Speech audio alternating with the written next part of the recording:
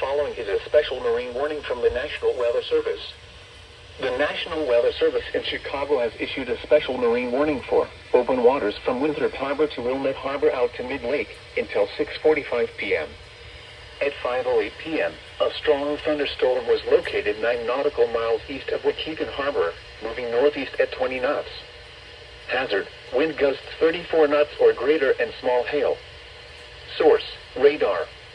Impact, small craft could be damaged and briefly higher winds and suddenly higher waves. The strong thunderstorm will remain over mainly open waters. Move to safe harbor until hazardous weather passes.